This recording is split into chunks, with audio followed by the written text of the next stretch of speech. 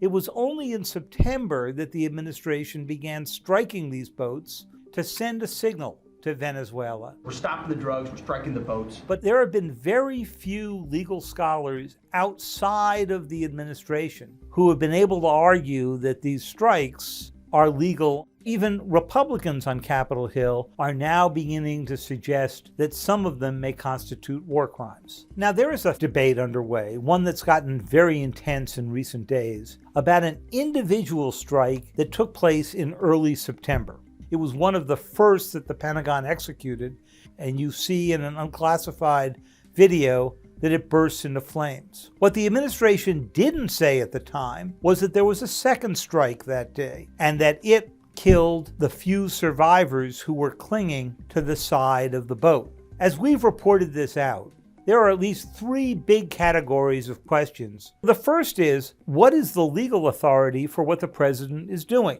Is this a war that the U.S. is declaring on Venezuela? Because if so, Congress has not issued any authorization to use military force, much less a declaration of war, as the Constitution would seem to require.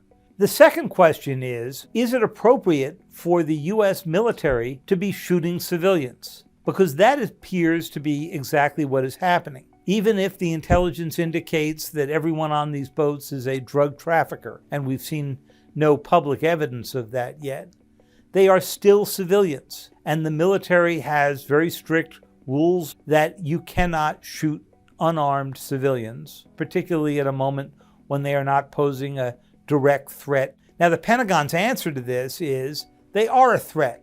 They're bringing drugs into our country. The drugs are, over time, killing or poisoning our populace.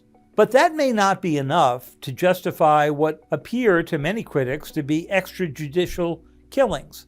Now, there's a third issue which has to do with whether the United States violated the laws of war by killing survivors from one of those strikes. If the strike had been designed to kill those survivors, that is potentially a very severe war crime. Secretary Hegseth said that many of these decisions were made in the fog of war. It's exploded and fire is smoke, you can't see anything, you got digital.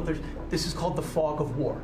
He may have meant it merely as a figure of speech, but it may have been an admission that in the Pentagon's view, this is a wartime operation.